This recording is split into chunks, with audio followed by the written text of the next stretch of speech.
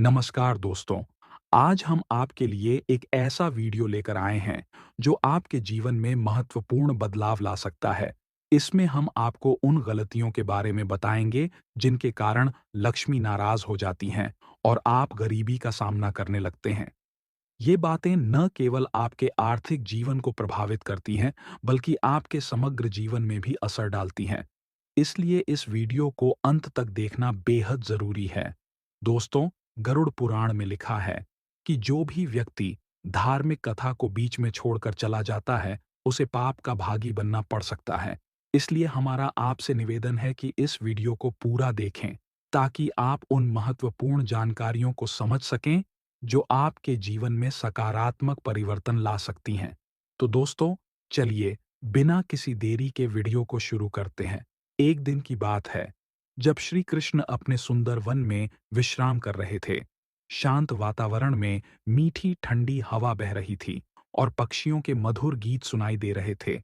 तभी वहां देवी रुक्मिणी आईं। उनके मुख पर कुछ उलझन झलक रही थी। श्री कृष्ण ने उन्हें देखकर मुस्कुराते हुए पूछा, देवी, आप इतनी व्यग्र क्यों दिख रही हैं? देवी, रुक्मिणी ने धीमे स्वर में कहा, हे प्रभु, आज मैं द्वारका नगरी में भ्रमण कर रही थी। मैंने देखा कि कुछ लोग अत्यंत समृद्ध हैं। उनके पास हर प्रकार का ऐश्वर्य, सुख और साधन है। वे अपना जीवन बड़े आनंद और विलास के साथ जी रहे हैं। लेकिन उसी नगरी में ऐसे भी लोग थे जो अत्यंत गरीब हैं। उनके पास न तो पहनने के लिए अच्छे वस्त्र हैं और न ही भोजन के लिए उचित आहार। मुझे यह देखकर बहुत कष्ट हुआ। क्या ईश्वर सभी से समान प्रेम नहीं करते? फिर यह भेदभाव क्यों? क्यों कोई इतना अमीर है और कोई इतना गरीब? श्री कृष्ण यह सुनकर मुस्कुराए। उनकी मुस्कान में गहरी समझ और करुणा झलक रही थी। उन्होंने कहा, हे देवी, आपने मानव कल्याण के लिए बहुत उत्तम प्रश्न किया है। ईश्वर सभी से समान प्रेम करते हैं, क्योंकि सभी उनकी संतानें हैं। उन्होंने सभी को समान अवसर और जीवन का आधार प्रदान किया है। लेकिन जीवन का मार्ग प्रत्येक मानव स्वयं चुनता है। उनकी कर्म, विचार और आचरण ही उनके जीवन की स्थिति का निर्धारण करते हैं। देवी रुक्मिणी ने जिज्ञासा भरे स्वर में पूछा, लेकिन प्रभु, ऐसा क्यों होता है कि कुछ लोग समृद्धि प्राप्त कर लेते हैं और कुछ लोग दरिद्रता में रह जाते हैं? श्री कृष्ण ने जवाब दिया, इसके पीछे एक गहन सत्य छिपा है, जिसे मैं तुम्हें एक कहानी के माध्यम से समझाता हूँ। एक समय की बात है। एक छोटे से गांव में कोमल नाम की एक स्त्री अपने पति राजेश के साथ रहती थी। दोनों एक दूसरे से अत्यधिक प्रेम करते थे। उनका जीवन सादगी और संघर्ष से भरा हुआ था। उनकी आर्थिक स्थिति कमजोर होने के कारण दोनों को हर दिन कड़ी मेहनत करनी पड़ती थी। फिर भी उनके जीवन में कोई बड़ी प्रगति नहीं हो रही थी। उनका जीवन एक प्रकार की ठहरी हुई धारा की तरह था, जिसमें निरंतर प्रवाह की कमी महसूस होती थी। कोमल एक अत्यंत धार्मिक और आस्थावान महिला थी। हर सुबह सूरज की पहली किरण के साथ वह पूजा करती और ईश्वर से प्रार्थना करती कि उनके जीवन में कोई चमत्कार हो। एक दिन उनकी निराशा और विश्वास के बीच का द्वंद्व अपने चरम पर पहुंच गया। कोमल ने तय किया कि वह अपनी समस्याओं का उत्तर भगवान से स्वयं मांगेगी। वह पास के मंदिर गई, जहां गहराई से पूजा अर्चना के बाद उसने भगवान से अपनी व्यथा कही। उसने रोते हुए पूछा, हे प्रभु, इतनी मेहनत करने और सच्चे मन से आपकी आराधना करने के बाद भी हमारी गरीबी क्यों दूर नहीं होती? क्या हमने कोई पाप किया है? क्या आप हमसे प्रेम नहीं करते? अपनी भावनाओं को भगवान के चरणों में अर्पित करके कोमल मंदिर से वापस लौट रही थीं। रास्ते में एक विशाल बरगद का पेड़ था, जो उसकी राह के किनारे खड़ा था। वह पेड़ गांव के लोगों के बीच रहस्यमय और पवित्र माना जाता था। कोमल थकी हुई और अपने विचारों में डूबी हुई थी। तभी उस पेड़ से एक गूंजती हुई आवाज आई। उसने ऊपर देखा तो देखा कि एक काला चमकदार कौवा शाखाओं के बीच बैठा था। वह कौवा सामान्य नहीं लग रहा था। उसकी आंखों में अद्भुत तेज और मुखरता थी। कौवे ने कहा, हे कन्या, रुक जाओ। तुम्हारी पुकार सुनकर भगवान ने मुझे भेजा है। मुझे तुम्हारी सभी समस्याओं का पता है। मैं तुम्हें समाधान दूंगा। यदि तुम मेरे निर्देशों का पालन करोगी, तो तुम्हारे जीवन से गरीबी और कष्ट सदा के लिए दूर हो जाएंगे। कोमल ने कौवे के इस रहस्यमय और चमत्कारी वचन पर भरोसा किया। उसने अदब से अपने हाथ जोड़कर कौवे को प्रणाम किया और कहा, हे कौवा महाराज, मैं आपकी बातों का पालन अवश्य करूंगी। कृपया मुझे मार्ग दिखाइए। कौवे ने कहा, सुनो कन्या, इस जीवन में धन की प्राप्ति केवल श्रम से नहीं होती, बल्कि सही दिशा और सच्चे मनोयोग की भी आवश्यकता होती है। मैं तुम्हें 5 कार्य करने को कहूंगा। इन कार्यों को ईमानदारी और धैर्य से निभाओ। परिणाम शीघ्र ही तुम्हें दिखाई देगा। कोमल ने श्रद्धा से सिर झुकाया। उसका विश्वास दृढ़ था और अब उसकी आंखों में उम्मीद की एक नई चमक थी। उस क्षण से उसकी जिंदगी एक नई राह पर चलने वाली थी और वह जानती थी कि अब उसका संघर्ष एक उद्देश्यपूर्ण दिशा में जाएगा। कौए ने बड़े प्यार और ज्ञान भरी आवाज में कहा, सबसे पहले जो काम तुम्हें करना है वह यह है कि तुम रोज अपने घर और आंगन को गाय के गोबर से लिपो। तुम्हें पता है, गाय में लक्ष्मी का वास होता है। जब हम अपने आंगन को गाय के गोबर से लिपते हैं तो वह न सिर्फ स्वच्छ होता है, बल्कि उसका वातावरण भी पवित्र हो जाता है।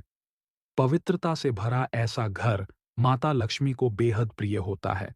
लक्ष्मी जी वहीं ठहरती हैं जहां स्वच्छता और सकारात्मक ऊर्जा का संचार हो।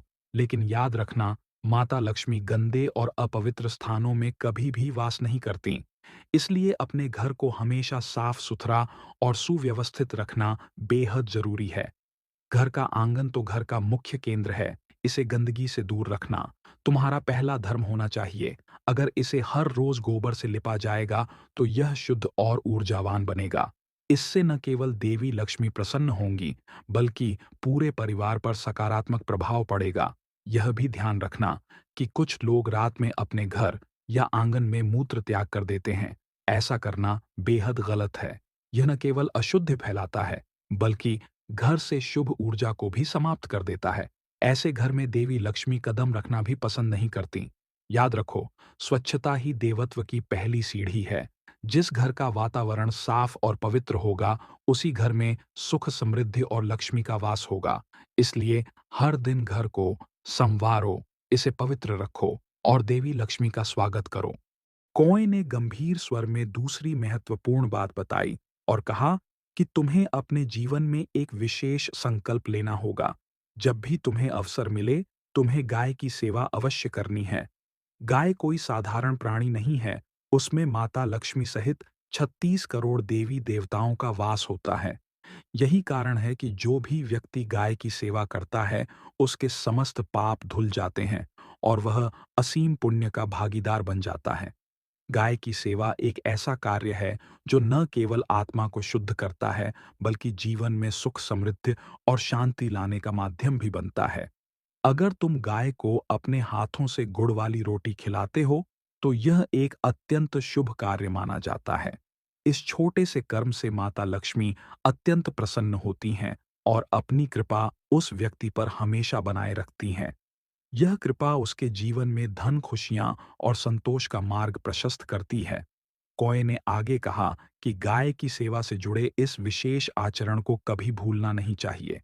यह न केवल एक धार्मिक कर्तव्य है, बल्कि यह हमारी संस्कृति और परंपरा का महत्वपूर्ण हिस्सा भी है। तुम देखोगे कि इस साधारण से कार्य में कितना गहरा आध्यात्मिक अनुभव छुपा हुआ है। जो लोग इस बात को समझकर गाय की सेवा करते हैं, उनका जीवन दिव्यता से भर जाता है और वे हर कष्ट से मुक्त हो जाते हैं। गाय को खाना खिलाना केवल एक सेवा नहीं है, ये तुम्हारे जीवन में एक नया अध्याय जोड़ता है।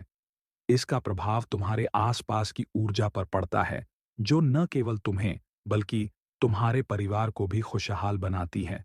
इसलिए जब भी तुम्हें अवसर मिले, गाय की सेवा करने में पीछे मत हटना, क्योंकि यह तुम्हारे जीवन के सबसे बड़े लाभों में से एक साबित होगा। कौए ने कोमल से कहा, मेरी प्यारी बच्ची, जो तीसरी बात मैं तुम्हें बताने जा रहा हूं, वह बेहद महत्वपूर्ण है। इसे ध्यान से सुनो और अपने जीवन में अपनाओ। तुम्हें रोज सुबह सूरज उगने से पहले उठकर स्नान करना होगा। साफ सुथरे कपड़े पहनकर शुद्ध मन और सच्चे भाव से तुलसी माता की पूजा करनी होगी। कौए ने समझाते हुए कहा, तुलसी माता केवल एक पौधा नहीं है, वे भगवान विष्णु को प्रिय हैं। जब तुम उनकी पूजा करती हो, तो भगवान विष्णु तुमसे प्रसन्न होते हैं और जब भगवान विष्णु प्रसन्न होते हैं, तो माता लक्ष्मी अपने आप प्रसन्न हो जाती हैं। माता लक्ष्मी वहीं निवास करती हैं, जहाँ भक्ति, शुद्धता और शांति होती है। अगर तुम नियमित रूप से तुलसी की पूजा करोगी, तो तुम्हारे घर में सुख, शांति और खुशहाली का वास होगा। हर दिन नया उजाला और नई ऊर्जा लेकर आएगा। कोमल ने कौए की बातों को बड़े ध्यान से सुना और मन ही मन ठान लिया कि वह इस बात को कभी नहीं भूलेगी। वह जान गई कि तुलसी की पूजा केवल एक परंपरा नहीं, बल्कि एक ऐसा माध्यम है जिससे वह अपने जीवन को धन्य बना सकती है। कौए की यह बात उसके दिल को छू गई और उसने सोच लिया कि वह पूरे मन और श्रद्धा के साथ इस नियम का पालन करेगी। कौए ने चौथी बात बड़ी कोमलता से कोमल को समझाई और कहा, पुत्री, यह एक अत्यंत महत्वपूर्ण बात है, जिसे तुम्हें अवश्य अपनाना चाहिए। अपने घर आंगन में दिया जलाना न केवल हमारी परंपरा का हिस्सा है, बल्कि इसके पीछे गहरे अर्थ और अनेक लाभ छिपे हुए हैं। जब हम अपने घर के आंगन में दीप जलाते हैं, तो यह केवल रोशनी करने का साधन नहीं होता, बल्कि यह हमारे वातावरण को शुद्ध और पवित्र करने का माध्यम बन जाता है। दिए की रोशनी हर ओर सकारात्मकता का संचार करती है। जैसे ही घर के द्वार पर एक छोटा सा दीप जलाया जाता है, ऐसा प्रतीत होता है जैसे हम अपने घर में किसी का आदर पूर्वक स्वागत कर रहे हों। यह दीप केवल रोशनी का प्रतीक नहीं है, यह हमारे मन के भावनात्मक और आध्यात्मिक आशीर्वाद का प्रतीक भी है। दीप से निकलने वाली ऊर्जा केवल अंधकार को दूर नहीं करती, यह घर में बसी हुई नकारात्मक शक्तियों को भी समाप्त कर देती है। इसकी चमक हमारी आत्मा को भी शांति और सकारात्मकता से भर देती है। और जब माता लक्ष्मी देखती हैं कि द्वार पर उनका स्वागत करने के लिए दीप जलाया गया है, तो वे प्रसन्न हो जाती हैं। उन्हें यह निमंत्रण अत्यंत प्रिय लगता है। वे उस घर में प्रवेश करती हैं जहां उन्हें सच्चे मन और आदर के साथ बुलाया गया हो। दीप जलाने का यह छोटा सा कार्य हमें एक बड़ी कृपा और आशीर्वाद का पात्र बना देता है। इसलिए पुत्री, कभी भी अपने घर आंगन में दीप जलाने का अवसर मत छोड़ना। यह केवल एक परंपरा नहीं, बल्कि आस्था, श्रद्धा और आध्यात्मिकता का एक जीवंत रूप है। कौए की यह बात सुनकर कोमल को लगा कि दीप जलाने की यह छोटी सी विधि उसके जीवन को नई ऊंचाइयों और सकारात्मक ऊर्जा से भर देगी। उसने मन में ठान लिया कि इस सीख को वह कभी नहीं भूलेगी। हे पुत्री, कौआ ने गंभीर स्वर में कहा, यह मेरी पांचवी और आखिरी शिक्षा है। इसे ध्यान से सुनो और अपने जीवन में उतारो। यह सबसे महत्वपूर्ण बात है। कभी भी धन के बारे में बुरा मत बोलना और कभी भी धन को ठुकराना मत। कोमल ने उत्सुकता से पूछा, पर क्यों, गुरुदेव? कौआ ने अपनी छोटी-छोटी आंखों से उसे देखा और समझाने लगा, हम में से कई यह सोचते हैं कि पैसा सभी बुराइयों का कारण है। हम मानते हैं कि जिसके पास धन है, वह लालची या दुष्ट होगा। जब हम ऐसा सोचते या बोलते हैं, तो यह विचार सीधे माता लक्ष्मी तक पहुंचता है। उन्हें यह महसूस होता है कि इस मनुष्य को धन की आवश्यकता नहीं है। माता लक्ष्मी को ठुकराने का मतलब है कि वह फिर तुम्हारे जीवन में कभी नहीं आएंगी। इसलिए धन के बारे में कभी बुरा मत सोचो और न ही बुरा बोलो। तुम्हारे शब्दों में बहुत शक्ति होती है। जैसा तुम कहोगी, वैसा ही तुम्हारे जीवन में घटेगा। कोमल सोच में डूब गई। उसने पूछा, अगर कोई हमें प्रेम से पैसे दे, तो क्या उसे ठुकराना गलत है? कौवा ने हामी भरी। हाँ, बिल्कुल। जब लोग प्रेम और शुभकामनाओं के साथ तुम्हें धन देते हैं और तुम उसे झिझक या शर्म के कारण ठुकरा देती हो, तो तुम धन के प्रवाह को रोक देती हो। यह संकेत होता है कि तुम धन का आदर नहीं करती। इसलिए ऐसी स्थिति में सहज भाव से धन को स्वीकार करना चाहिए। यह सोचो कि वह धन तुम्हारे जीवन में एक सकारात्मक ऊर्जा के रूप में आ रहा है। कौवा रुका और गहरी सांस ली।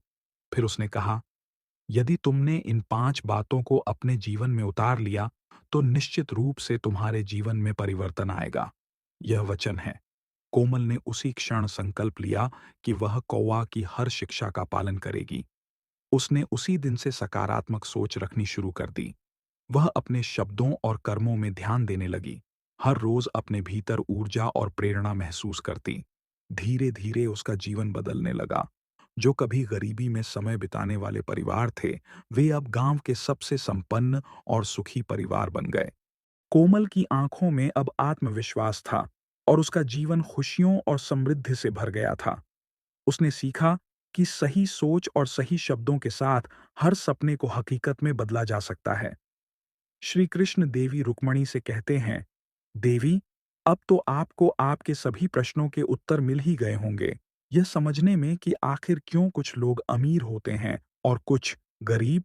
आखिरकार ईश्वर ने सभी को समान बनाया है और सभी के प्रति अपना प्रेम बराबरी से बांटा है। श्री कृष्ण का यह वचन हमें यह सिखाता है कि जो भी व्यक्ति इस जीवन में होता है, वह अपने कर्मों से ही वह स्थान प्राप्त करता है और ईश्वर द्वारा निर्धारित यह व्यवस्था हमें अपने कर्मों की सच्चाई समझने का एक मौका देती है।